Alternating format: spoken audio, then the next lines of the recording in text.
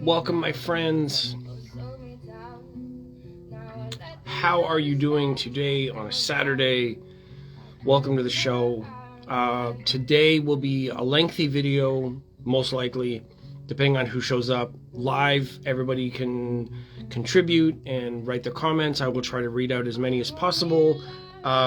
Today's video, I want to talk about the hi-fi journey in terms of equipment and equipment change, equipment choice, the differences that happen each time I have personally changed equipment. I can't speak to everybody else's journey, but I will, over the period of time in this video, I will be talking about adding a different device, a streamer, a DAC, a CD player, an AVR, using home theater systems as either 2-channel or for home theater use.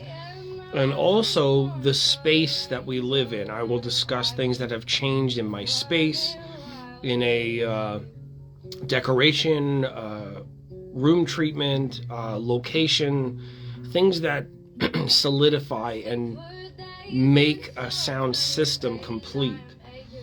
So even as something simple as adding a rug in the middle of your speakers in front of the system or in front of your listening position can change the response of a system in that room.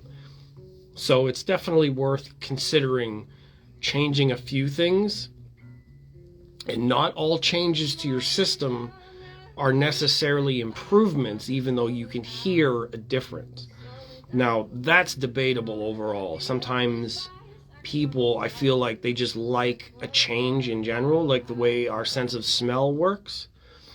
I'm not sure if people know this, but as a sense of smell, our brains and sensory organs are susceptible to changes in smell, or the way that the density of smelling or factors. I don't know how the olfactory works, so I'm not an expert in how human biology works for sense of smell, but I know that you can get used to a sense of smell very quickly. Your brain and your sensory organ and your perception of the smell will diminish over time, so you don't notice what it smells like. But when things change, like if I bring this fruity powdered mixed drink to my face, I can smell more of it than where it was before. But if I just walked into the room, maybe I would smell it right away. So your senses get used to things. So in audio, I have a feeling that two sides. One is our auditory memory is very short, meaning if you listen to something yesterday and you listen to it again today, your ability to judge the sound differences over time is diminished unless you're trained and you have built up a lengthy experience of cues and recognition and things like that. You can tell over a length of time.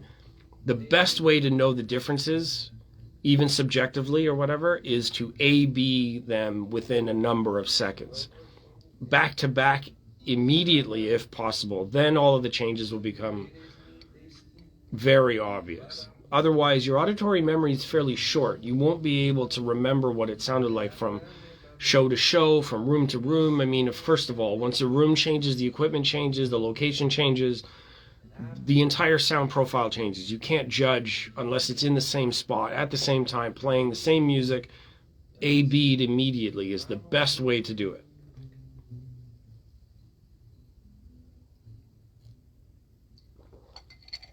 So it's a bit early for me.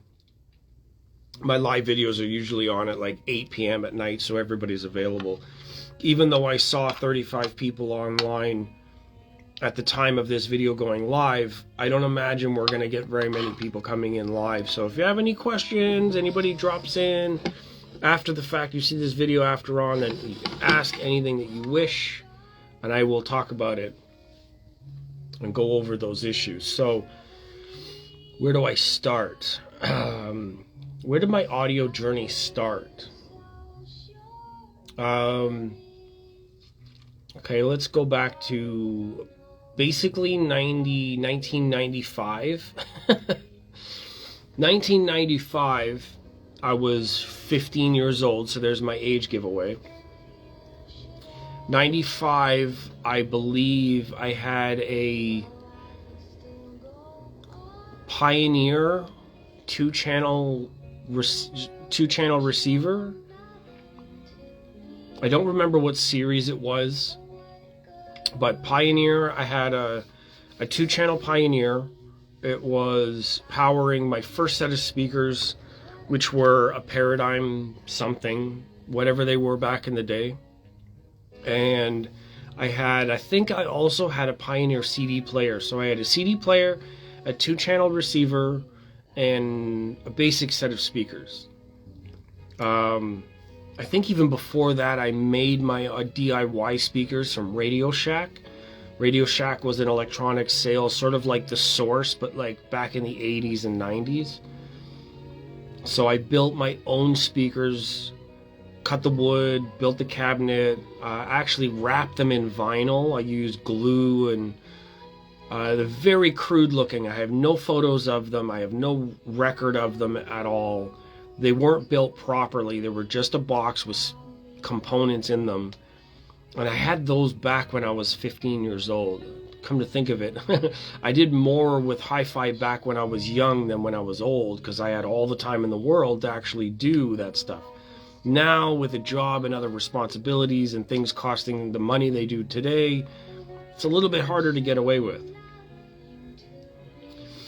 So I had the Pioneer and I had the Paradigm for a while, and then I think something happened to the Pioneer. I had to change to a Sherwood component. It was also an integrated receiver, two-channel, had speakers A, B, and that system lasted quite a while. I had that system for 5 years, I believe, and then I eventually upgraded to a surround system where I bought a Denon something home theater in a box. So it came with 7 speakers, it came with a subwoofer, came with the receiver. At the time it had optical inputs, coaxial inputs, only component video inputs, so I was using it for only audio, optical, and I connected that to an early Xbox or gaming system.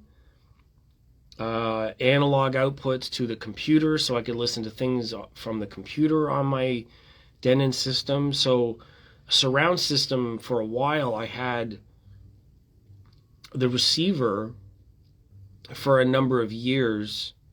I think 2 years I had the Denon receiver for a couple of years, and then I upgraded the Denon receiver to a newer Denon receiver that had more power, more option. Hello, Vel, how are you?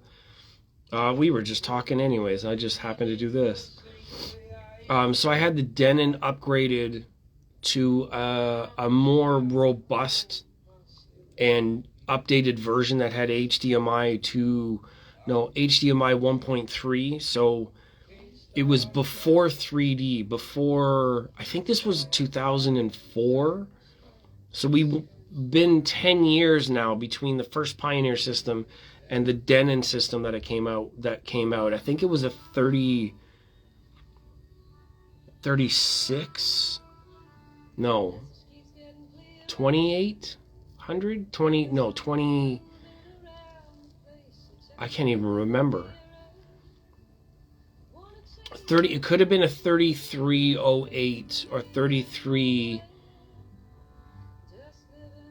even 32. No, it's hard. My memory on whichever Denon it was a long time ago. I just got rid of one that I had as an upgrade. So whatever the 3000 series something Denon was, I upgraded to a 4308, and I just got rid of that this year because something happened with I think the relays were stuck or clicking, so the channels wouldn't engage. So I had Denon for a long time, and I was using the AVR exclusively for 2-channel and for home theater. Everything was together. I went through a phase of Paradigm speakers. I worked at the factory, and then once I got fired from there, I ended up changing my whole library of speakers around. I said, well, I'm not here anymore. Circumstances change, so I'm going to move on from this brand and pick up something different. So I sold all of that stuff. I sold the Anthem receiver, and I bought Denon again. I got a 6700H Denon for my theater speakers. I ended up selling all of the Paradigm stuff that I had, saved some money on the sale of the old units, and I ended up buying monolith speakers for my home theater and investing a little bit more into a 2-channel system. So 2-3 years ago, right around the end of the flu, I ended up buying Sonus Faber speakers, Sonus Faber Lumina 2s. They were released in the second round of products from Sonus Faber. They're still in my 2-channel system now, and they sound fantastic. I've enjoyed them ever since. So between Denon AVRs and then a period of time where I was investing more into the audio as my jobs changed, as my income changed, I was able to save more money, moved out to a place on my own, had different rooms to set up. I decorated everything with the curtains. Let me show you the space here so you guys have an idea what I'm talking about, anybody who's coming back. So this is the 2-channel space that I have set up. It's a mix of blackout curtains and acoustic panels for diffusion in the high frequencies. So there's still some sort of mid-range issue with the room. I mean, okay, my listening position is further back in the space, so like here the absorption takes away the echoes in this space, but the listening position is using the diffusion on the walls to the listening position here. So if my head is here and you look, then the first reflection point is about here, right? And what that does is create a wider sound stage for this front end. The middle is all absorbed. The mirror doesn't really give too much reflection because if you think about the angle of the sound, it's going to bounce down and then into the carpet. So there's not a whole lot of reflection there. If it was up higher, okay, maybe, and maybe I can change this in the middle. But for now, that's what's set up. Preamp, power amp. Eventually I'll want to get 2 monoblocks, but I can't afford that yet. The other space, I was talking about my Luminas.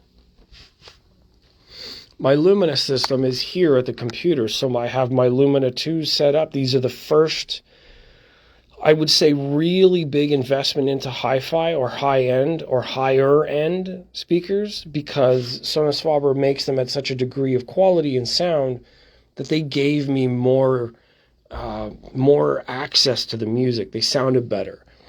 There's the monolith speakers that are positioned all the way around. You can see that there, just the contrast in the camera. The cantos are not plugged in, so it's just storage.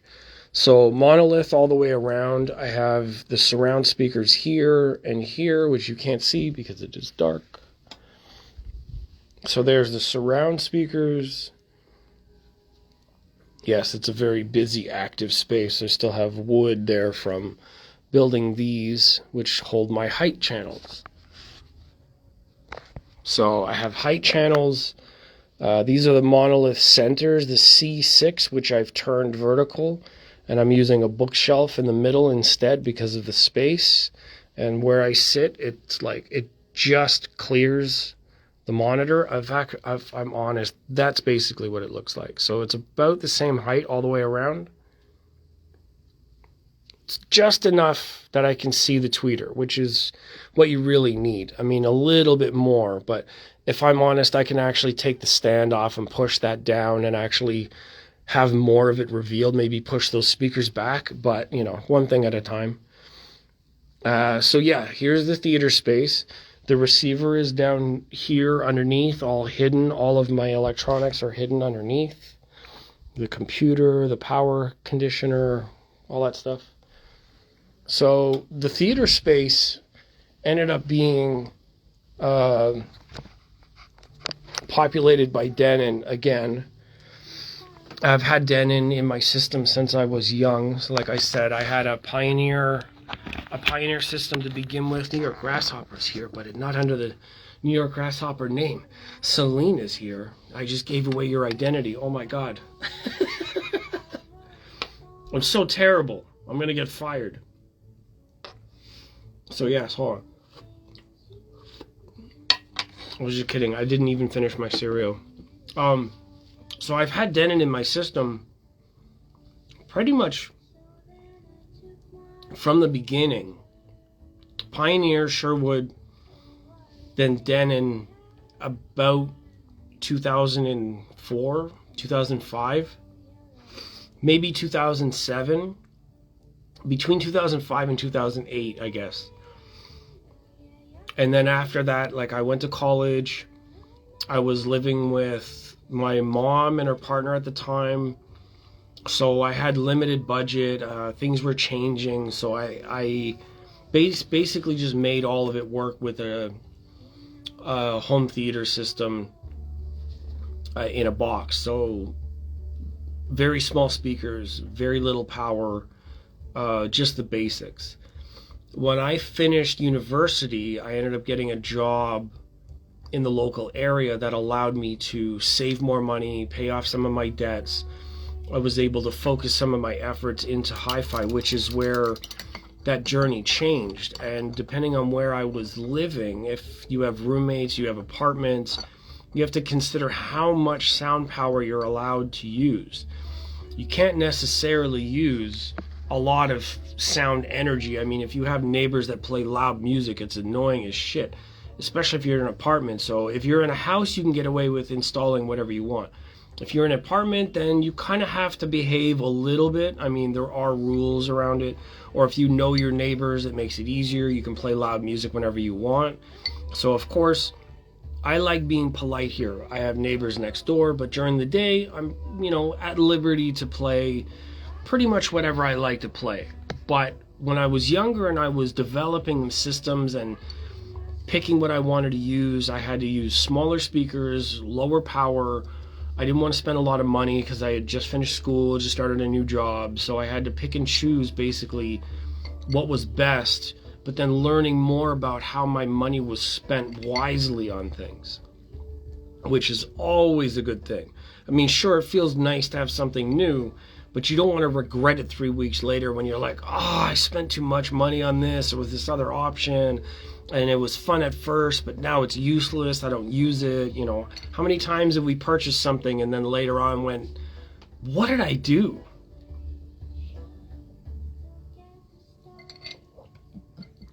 Yeah, so I didn't want to run into that problem at that time.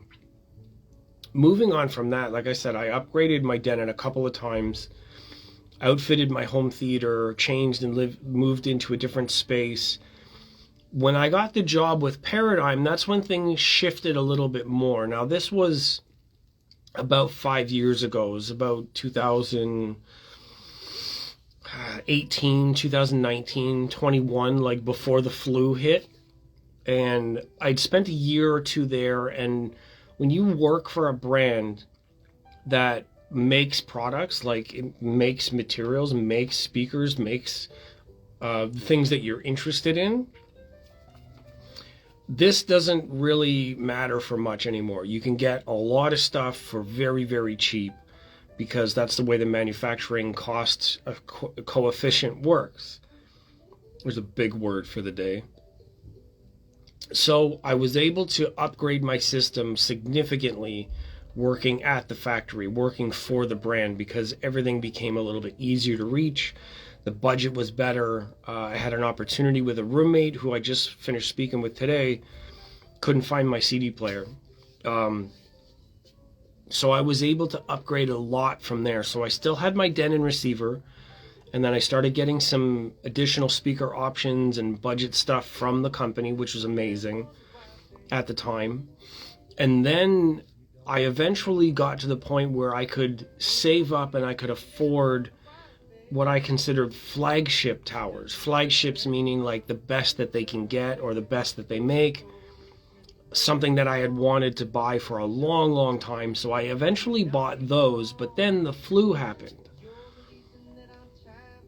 And when that happened, I thought, well, I have this amazing system.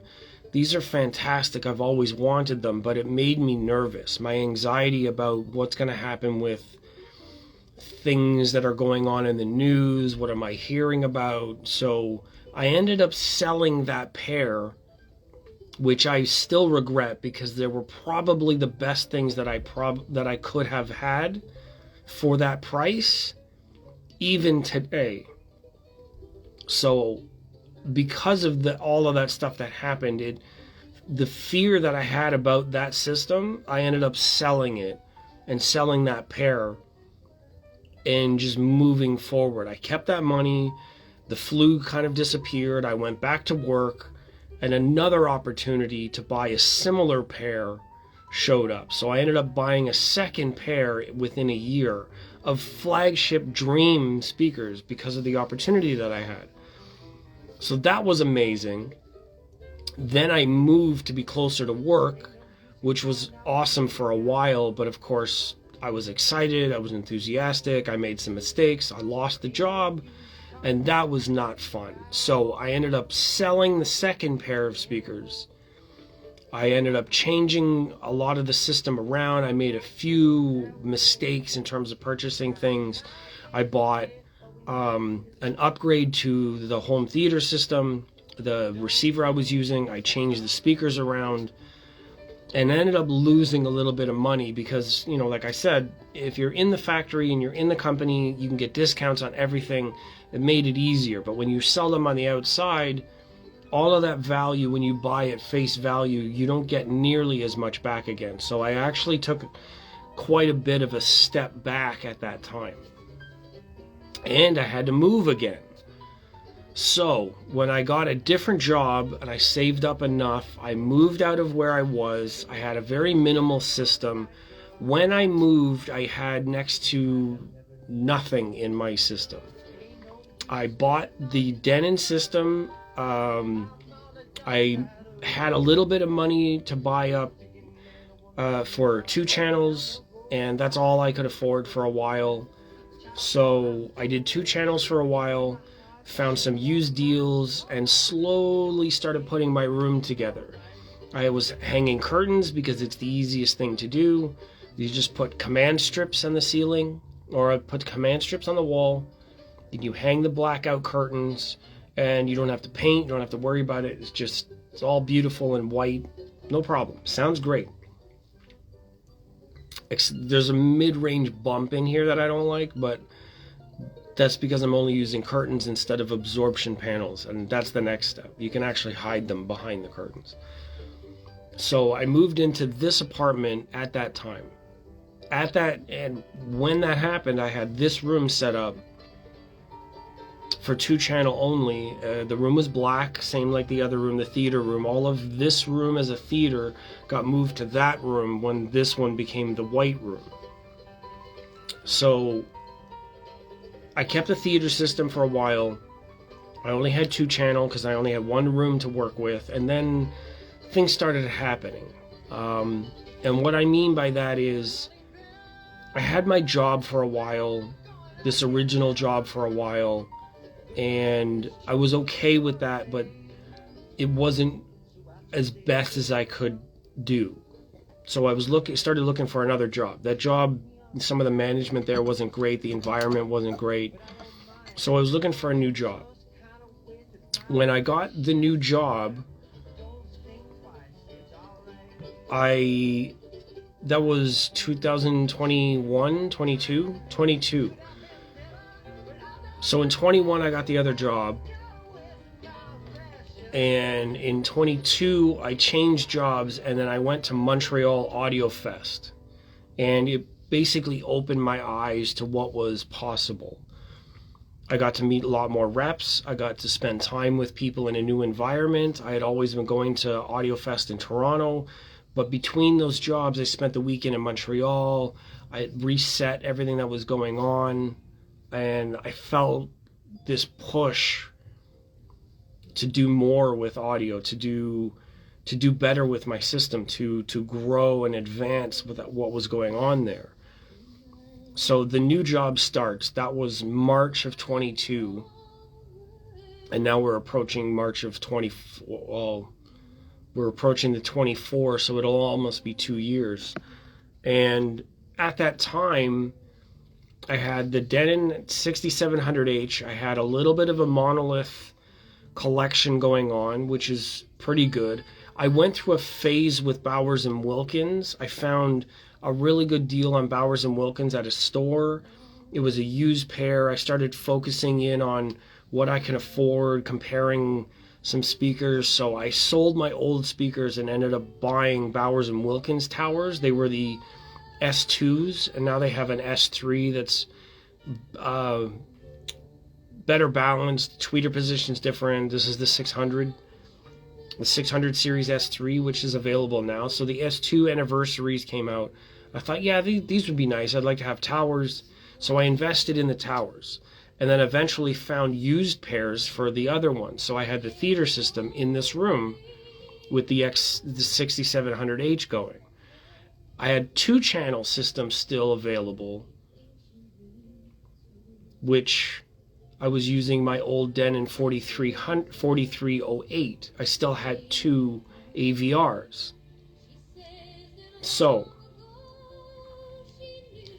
moving the system from this room to the other room was inspired by the fact that my mom got sick. And it happened sort of slowly. At the time when I had the old job, I knew that there was something going on. My mom was facing some sort of pains and changes, and she was visiting the doctor. In Newfoundland, it's quite a hassle. You could drive 5 hours, book an overnight. You had to spend all the kinds of money just to actually go anywhere. And now that I think about how much time and effort was spent just trying to figure out what was going on, it was really hard to kind of empathize with, because I wasn't there. I haven't been out there in a while at that point. COVID meant that we couldn't visit for up to 2 years, and switching jobs, just trying to do what I could do to keep everything going. When I found out that she was sick and dealing with this situation, my energy shifted, and obviously, and I focused on making this room into what it is today as a tribute space in white to represent her joy. I mean, turquoise is one of her favorite colors, so that's why this room stays this color. And I wanted to make that change. And it's something for me, yes. It's something I'm into, yes. But now I get to sit in this room and think about all of that and enjoy what was created. And it was completed enough at a certain time that she was able to see it, and always believed in my ability to create and encourage my eccentricism. So when she got sick, I started focusing a little bit more. I wanted to get this done. I started investing into DIY options, making my own things, changing the room over. This inspired her a little bit. She was happy that I got a new job. The job is really well. Staying positive and being strong was her superpower, and empowering others to do their own best is another one of her superpowers. She wouldn't let anybody know how bad things were. She didn't want anybody to worry about her. It wasn't ever about her. It was always about just making other people happy and being accommodating, all that kind of thing. So the energy shifted throughout that year, and the treatments weren't going well. They weren't getting ahead of everything. So she had surgery to remove the bladder. She later had surgery to remove the kidneys. I went down to visit after that surgery to kind of help out, to be there at that time. And that was August of 2022. And then by December of 22, she was not really doing well at all. Her system kind of started shutting down. She had a lot of problems. She lost, 40 pounds of weight. Started, like, you could really see she was sick.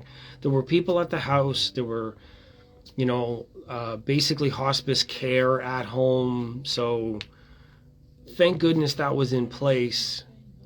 but it all started kind of rolling together. So I had to have something to keep me focused and strong about things, like while my mom is basically dying. So the room took shape and took on this spirit and tribute during that time. And I had this vision of how things were going to work, what speakers I wanted, how I wanted it to play out, and what I wanted it to represent in this space. So I think about December 22, I mean, I had visited, I was there for Christmas, so about this time last year, we were working on plans to go down and visit and be part of basically our last moments. So I was there in December. It was my first time basically in Newfoundland in the wintertime. I had never really seen what was going on. I got to experience the cold. I got to spend time there. And what we did in December is make the playlist. I made my mom's playlist from 22. So let me share that with you here. So in December of 22, you see the dates. I added these songs when I was visiting my mom at that time. And all of these songs are like her favorite songs that we set up from many years earlier. We sat together and curated a list of her favorite songs. I was able to import them on her laptop, so she always had music. I bought her Bluetooth speakers. I bought her bigger speakers for the TV. I helped set up the TV speakers in the August timeline when I was there and visited.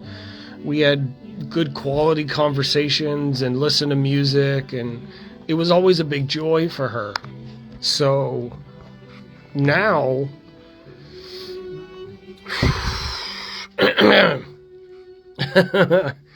now we have the Arendal Sound 1723 towers. Before these towers, I had the Lumina 5 towers.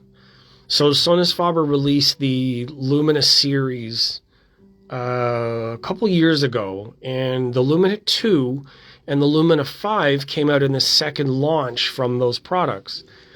And I originally wanted the Lumina 5s. They were amazing. I had a good experience with their reps and the stores locally, audio excellence. Adrian there is such an amazing person and helped me sort through this mess and was supportive. So I was able to get the Lumina 5s and I enjoyed them for a while. My other store helped me get the Rotel RMB 1555, which is a 5-channel amp, which I have my speakers bi-amplified. Yes, there are 2 sets of cables on the floor because of decoration. I don't know that they make a difference, but whatever. It's not like they're very high quality. So I had the Lumina 5s for a while, and I enjoyed those, and it was a great experience upgrading into that space. And they weren't quite what I wanted because they don't have any white. They didn't have anything in a white finish, and it may have surprised a lot of people that I eventually went with these towers. But I mean, the reason why I got them in the white is because of the way that they just blend into the space. Why am I not able to? There you go. You can almost, like, they almost disappear. Goddess of Tetris is here. My buddy Scotty is here too, Audio Acoustic Engineering. Thanks for joining in on the story. Oh, so Goddess is saying, hope you're having a great Saturday. Can't stay, but I wanted to say hello, sending vibes. Hello, nice. I love when all of my known friends come in and share in these moments. And I know we're all busy and we all have stuff to do. So I appreciate everybody coming in just to listen, to be supportive. And I know I missed out on Friday entirely, but I had my own thing kind of going on. And here I am early on a Saturday to make up for it. So, yeah, here we are. So, as I was saying, the system developed over time with different opportunities and different experiences. So, I did have the Lumina 5s in here for a while. and that was working with Adrian at Audio Excellence, and I was communicating a little bit as well. I will let this out of the bag. When I got my Lumina 2s, and if anybody knows the Lumina series, the Sonus faber Lumina series shares a tweeter mechanism, tweeter driver, that is designed and trickled down from the Sonetto series, which is also a bit of a trickle down from their higher end speakers that used a damped apex dome, a DAD, which essentially for the layman is, here's the dome, and when the dome moves, it moves up and down or in and out, wherever you want to call it, very quickly. So what happens over time with movement and weight is it deforms. So the damped apex is supposed to keep the dome from moving. It physically touches the dome. That's the selling point. What that does is keep the behavior of the dome. The middle of the dome doesn't do this. It doesn't flex out of phase. So it keeps all of the outside moving in phase. So there's no distortions off the middle of the dome. That's the point, to keep either the center of a tweeter covered or damped. So what I did when I bought my speakers, of course, is as a QC person who used to work for Paradigm, who's seen products being built before, when they're assembled by hand, sometimes things can happen. Depends on how you look at it, will you ever catch problems? So I did catch a problem. What happened was the pin that was supposed to be touching the driver was not touching. You see that gap? If you're looking at my fingers like this, would you think these are touching? You'd think my fingers were touching right now because you can't see it. The only way you can see the gap is if you turn my fingers. You can see the light through my fingers. And that's what I did. I turned the speaker sideways so you could see the gap in my fingers. So if you look at the speaker from the front, you can't tell. You have to actually turn it sideways to see the gap between the driver and the pin. So I created a bit of a problem, but I caught something in QC. It was early on in the run, so they were able to adjust things. Now it's not a problem. So I bought the Lumina 2s on good faith with a good discount because of the issues, and it took a year for my Lumina 2s to actually get replaced, to get repaired, to have the whole situation resolved. And they issued a replacement pair, and then soon after that I had the funds and the saving, and I bought the Lumina 5s. So the Lumina 5s were in my system with the amplifier, and I got a new preamplifier a while back when I stopped using my Denon 4308. That unit started failing and I needed a replacement. So I started communicating a lot more with EQ Audio in Ontario, and EQ Audio, Ed and Michelle, were able to set me up really well with Rotel.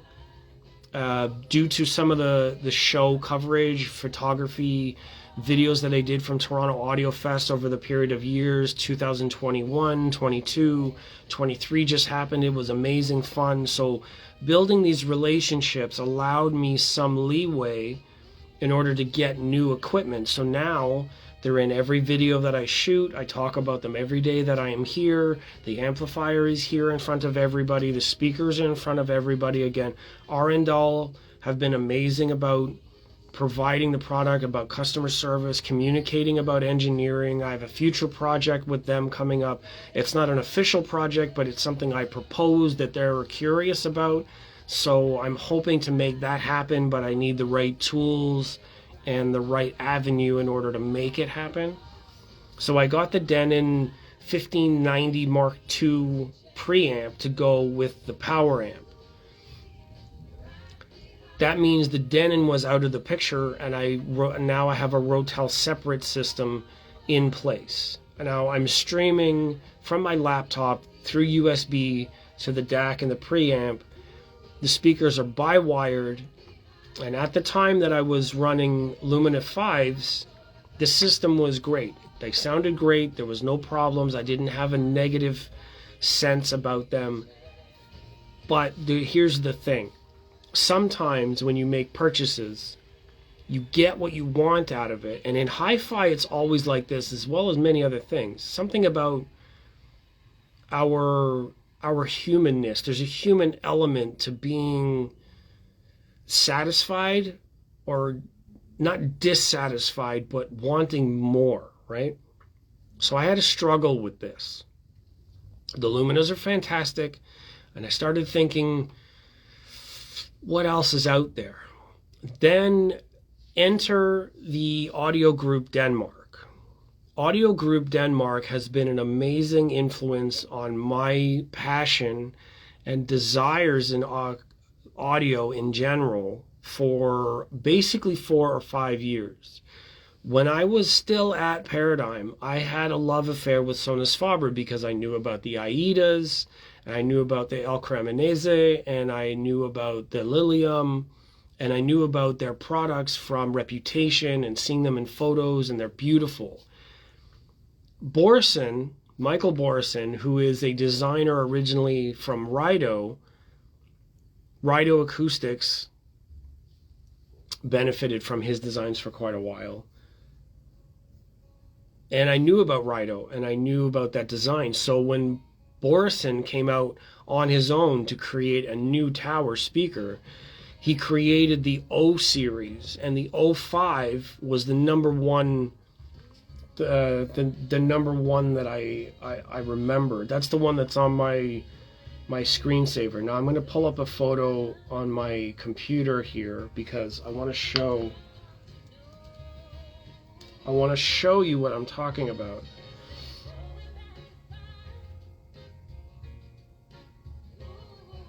There we go. So, Borison Acoustics came out with the O5 towers. And this was about 2018, 2019. And at that time, of course, these are really expensive. They're super high end. You can see some similarities here. You see that there are an MTM in the middle where you have speakers above and below the waveguide. Now, does that look familiar? It's not uncommon out there, but it's a similar sort of design as what I have going on here. So, Borison Acoustics comes out, and they recently started into the budget category, and then they released these. These are the X3s. Borison Acoustics X3. So it's trickle down technology. You can see the waveguide is a little bit different. It's not rounded, it's curved. The drivers are a different material.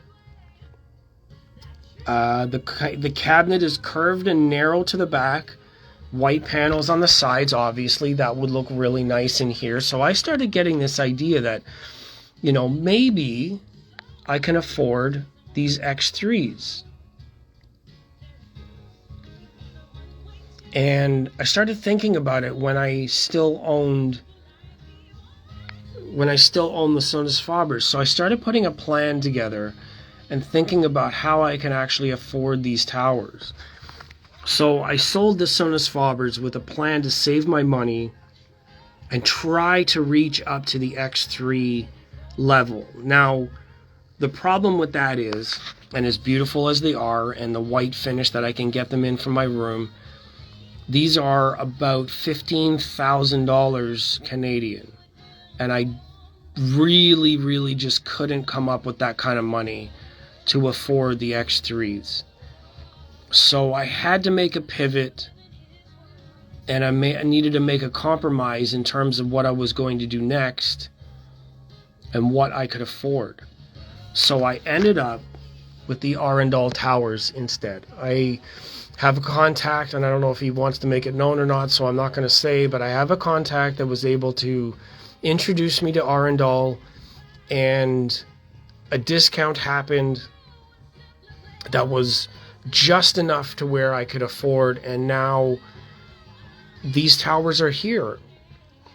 And they really are amazing. All of the reviews and all of the feedback and the sound character description, the quality, the build, like all of that kind of stuff. I know that people like doing this a lot, and like, listen,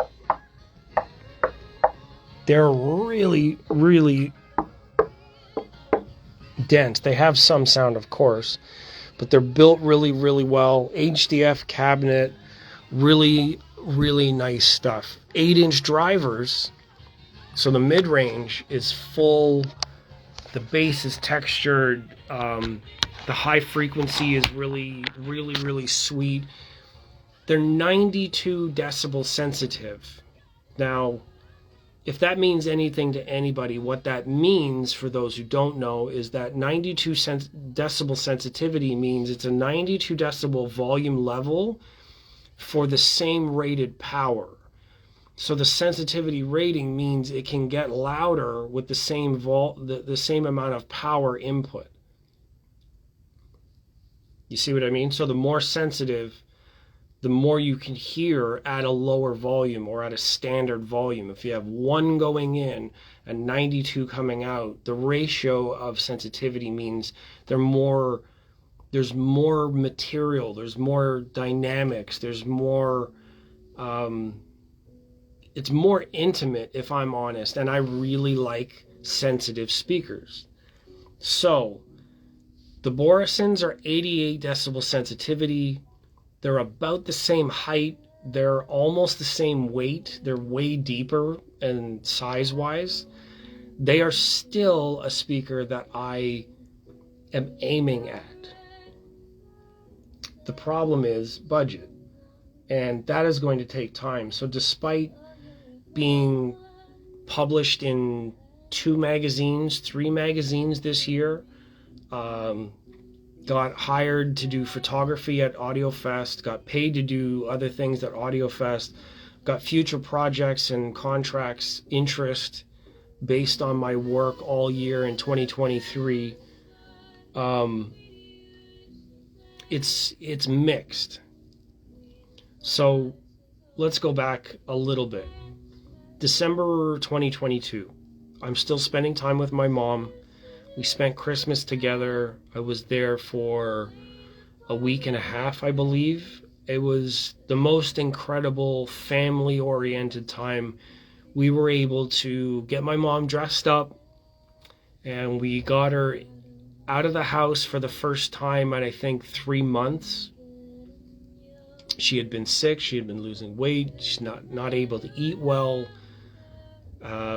Was alone, but with people visiting and family, but deteriorating. I mean, cancer's terrible, and when it's aggressive, it's even worse, because your whole timeline is just narrowing very quickly and things don't work well. So yes, it's sad, and it's beautiful that our family came together at that time to do that, to give her that moment, that amazing sort of experience, to be out of the house, to enjoy. And then my brother went to visit afterwards. I had gone home after Christmas.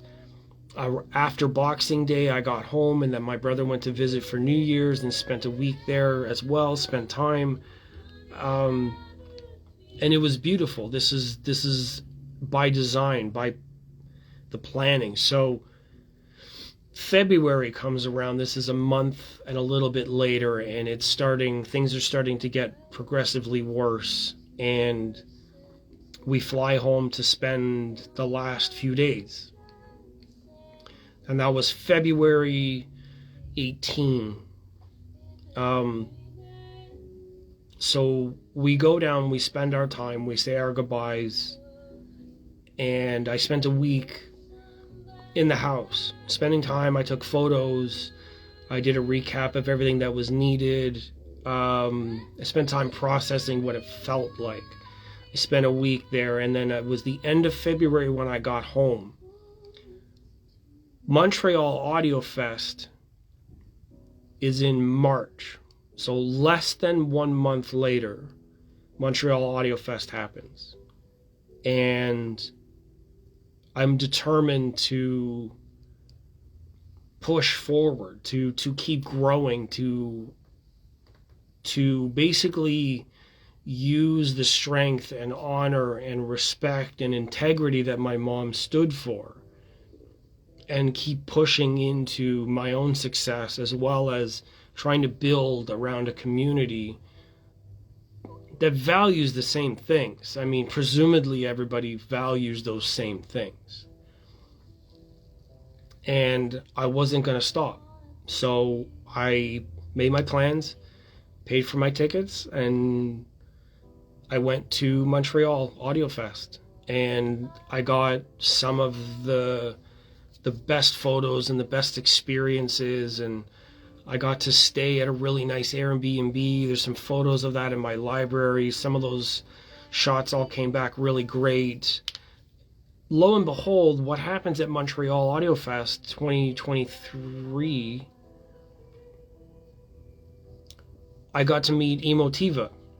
And Emotiva was there for the first time in Canada, also because there's a Canadian distribution network that was building. Now Emotiva is available in Canada, so that's really amazing. I was so glad to be there for them, with them, meet them, take photos, do some clips, you know, that kind of thing. And as it turns out, they wanted someone to be with them for Expona. So I got sent to Expona. So it's this idea that, well, it's not really about that focus. But what I want to say is, yeah, some of this stuff happens and it's hard to deal with. But the whole reason why any of us got anywhere is because we didn't stop. We didn't give up. We didn't take these hardships and slow down and say, this is too much. You know, my mom never did. Not even to her last few moments. You know, she fought and wouldn't give up regardless.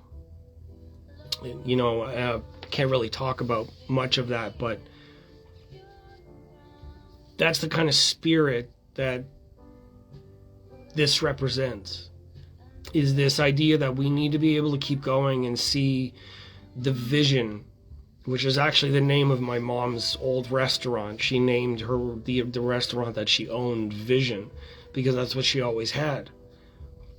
So we need to be able to remind each other that, tell your friends that, and be there and show up and say, listen, you know, these things happen. Life is complicated. It's very dynamic. And we always have this opportunity to change and grow and add new things to our lives and our systems. And, you know, for me, it's always been about music. It's always been about that connection. It's always been about that pushing forward and learning and discovering. So my system now exists in an ever evolving tribute to my mom. And the next piece that I have coming will be the Rotel CD11 tribute. And this unit, I'm going to look this one up.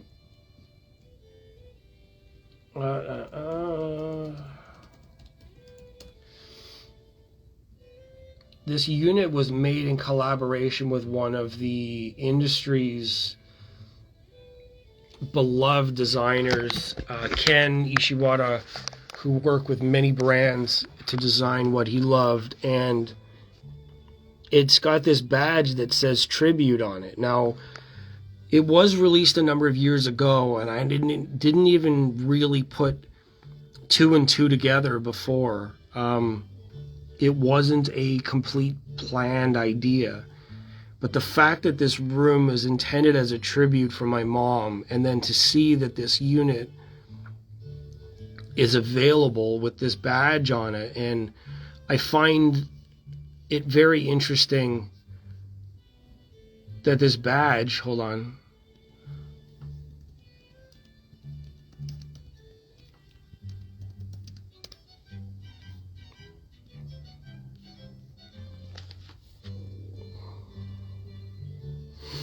I believe it's this one. So you see this this shape on here, this bottom shape.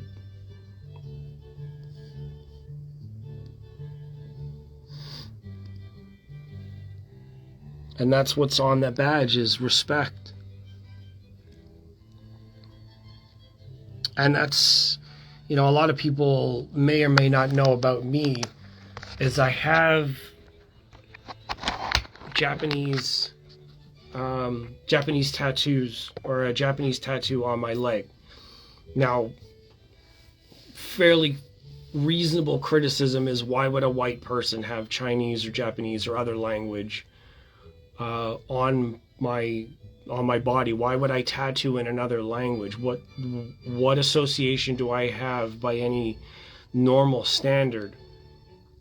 And I would say that it is that exact fact, that being, which is what I have tattooed, is existence. I have existence written in Japanese.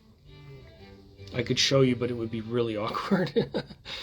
I have harmony and motion, or balance, written in Chinese on one leg, which is actually the same leg that I had my surgery done on to get my ankle fused, so that's ironic.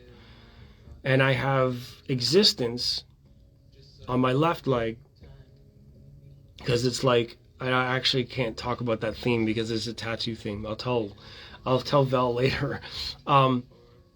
So my association with Japanese and Chinese and martial arts culture comes through the ideas. It's not a cultural thing. It's not a race thing. It's not a geography thing. It's not about timelines. It's not about where we are on the planet. It has nothing to do with any of that. It's all based on the idea.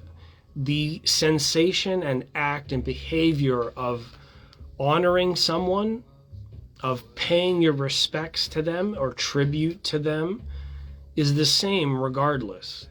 So when I decided to get the CD11 tribute, and I made this room and started building this room when I knew my mom was going to pass away, as a tribute to her, is just perfect. It's coming together in such a way because I didn't stop. I didn't see an end to this journey. I didn't want things to just force me to give up or force me to change. And that's how I got here. The idea of pursuing a CD player in a day of streaming, it's not just because it has a tribute badge. It's not just because of my stubborn idea to get this done. It's because I also don't want streaming services or the lack of internet if the system goes down. I don't want that to cut me off from the music that I love. Now I have a music list that I've made with my mom that is significant, that means everything.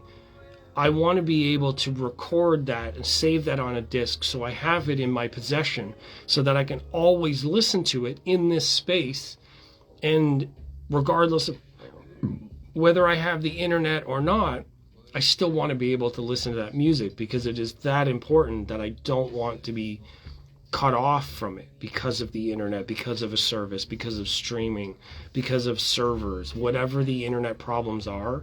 I don't want them to be an intricate or inseparable part of what's going on here. So, full circle,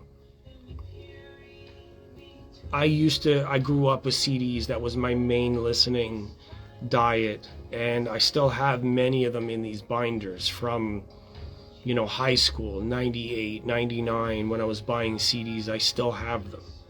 I have CDs that are older that I've bought somewhere else, and I have some CDs that came to me just through other friends and family. So it is a closed loop now of music and attributing these moments, these shared values with friends, with family, with community, with associates, with acquaintances, but we're all connected by the ideas that are built in behind the language, behind the visuals, behind what we look like, behind the words that we even speak. A lot of the times people don't have a vocabulary or an inability to communicate well what's going on inside their mind. So We don't judge them based on what they say or how they act all the time. Sometimes those acts or words are deceiving. That's not really what we're built from. That's not really who we are. That's not really what matters. So for me, this whole concept, this tribute, is to pay respects to music, to my mom, and the trifecta is to pay respects to the community, because it is the music that connects all of us, and it is these ideas of honor, respect, integrity that really bind our society. So I want to continue with that theme and make sure that that is a standout quality for what I'm doing here. Yeah. Shake it off. Let me have a drink here and blow my nose. I feel like a bit of a weight.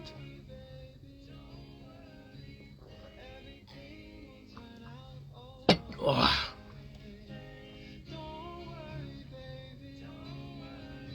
Yeah, pretty amazing. Thank you, Val. I appreciate it. Blow my.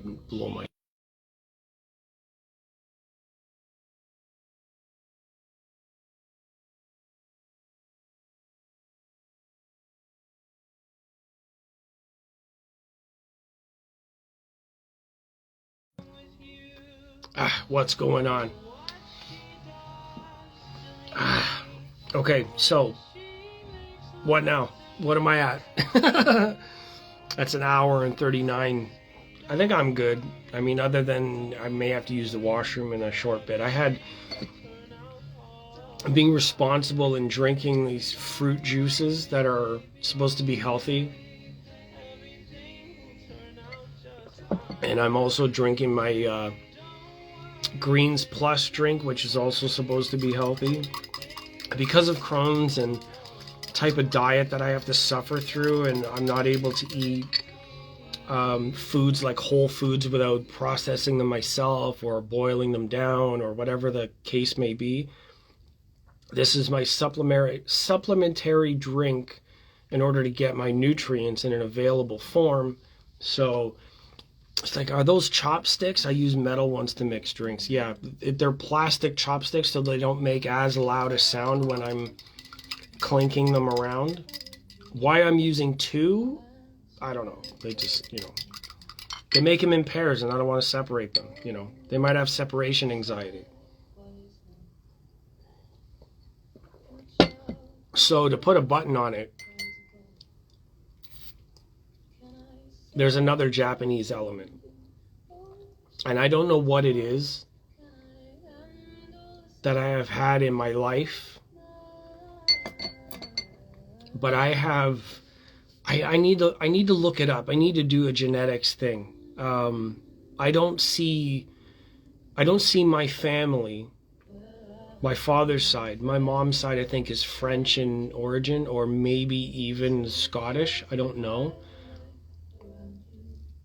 I don't see what the connection or my fascination with Asian culture has been, both in South Asian, like Buddhist, the artwork, the temples, my interest in their culture, some of their foods, martial arts in general was definitely one of those things that got me interested. Bruce Lee and his media presence was definitely something that spoke to me about self-defense and self-actualization and empowerment. So that definitely spoke to some interest. But I have been interested in their culture and their style and the samurai and the idea of their respectful community and the ways that they do so many things, thousands of years of family history and tradition and respects and all that stuff. I've always been interested in their background. So Rotel is a family business. I know they had some links to B&W in the UK at one point, but I do believe it's a Japanese company. Now, I could be wrong, but that's my understanding. Now, neither here or there. It's not really that I'm like, oh, I only need to work with Japanese whatever. It's not like I'm being that way. I'm only looking at it in terms of like, it's funny how sometimes these loops in life happen. Denon is also a Japanese brand. It just happens to be the way that things just started progressing, the way that I made my choices. I've had a respect for their work. Their work made in Japan really means something. They've always had this prestige. It's just really interesting to see how these stories unfold and the types of elements that come into focus when I think about it. So, having said all that, there's a couple of other things I need to do with this space. And I would show it off, but I have an item here. It's this katana sword. And the sword was purchased by my mom's late partner, who also passed away of cancer a number of years ago. And I acquired the sword because of an issue that they were going through. You know, they were fighting as a couple, you know, as they do, as most couples do. And I've lived with and understood what happens in these dynamic moments. So as a matter of anxiety on my part, dealing with their grief and their moment, I had taken the sword away from the house for protection. Just, I don't know, I mean, I was just nervous. You know, you have two fighting adults, you're in the house, it's none of your business, you don't want to see them hurt, you don't want to be part of it. So I didn't know what was going to happen. All I know is that some people were upset, so I removed that from the equation, and it immediately changed the dynamic of that moment, because both people, my mom and him, started focusing on the fact of what I did as a matter of protection, because I'm involved involuntarily, but I still had this mentality around. So it changed the dynamic of that moment. And after that, he had written to me and said to me that what I did was courageous, it was thoughtful, empathetic, and it changed everything in such a way that he couldn't look at this object the same anymore. So he gave it to me the same way that most katanas are given from family or father to son, or from, you know, that kind of thing. They're earned. You earn a katana. You don't just buy it off the shelf. And that's how I got mine. So it's like another bow in the story. And now I have one. I have a katana to represent him and my mom's partner. And now that my mom has passed away, I want to have one for her. And the idea behind the display in the room, this room is all white. The gear is in black, which is a balance. The gear is all in black. The decor is all in white, which is exactly the way my mom wanted it. You know, my mom's decor and everything was white and beautiful and clean and neat and organized. Never really a big fan of black, but accents were always a good thing. So the accents are in her favor. So the katana I have is in black. And I want to have one that matches in white, so I can have them crossed and mounted together in this space so that they're together.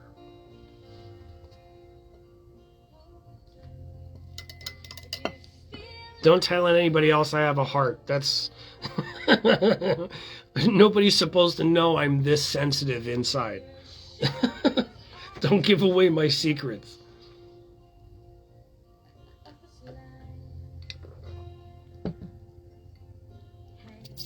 The sharks see blood in the water. Anyway, so that's the theme. And I want to set up the front of the room in like a 3 stack. So let me walk through this again. Bill, you probably already saw this, but for my friends and followers. So what I want to do is have the towers here, whichever towers I end up with. I may have these for a while because they're expensive, and the next pair I want will be the next level. So what I wanted to do is have one unit here, a center unit here, which will be this and the CD player. So those would be in the middle. So one amplifier here, CD player preamp here, and another amplifier here, and then in the display it will be like a rock garden display, and the swords will be somewhere. So I have to decorate that whole space and make like a rock garden that supports the amplifiers in the back. So I'm probably going to make the platforms and the box at some point. I'm not really sure how to do the whole thing. The way this room is set up, like I've only got the white carpet on one end, and it doesn't quite go to the wall. You can see there's a space there because there's a heater behind that. So I have to figure out the spacing. But it should be beautiful. Should turn out very well. I'm excited to get it done. It means a whole lot to me that I have that finished, completed. It represents them in such a way. And that's all part of this journey, you know. I start from when I was 15 years old, building my own speakers at home. My mom bought me a jigsaw back in the day, and that's what enabled me to build my own speakers. My mom's friends were musicians and had their own hi-fi system, and that's what inspired me to get into the hobby, is her encouragement, her friends, the ability to put me in front of people that were inspiring. So, I mean, really, you know, as they say, we are what they created. We are the result and summary of the influences that were before us. So I plan on continuing that. I mean, I don't have my own kids, and I'm not planning that much, but I can still be an influence and a figure to grow and inspire. So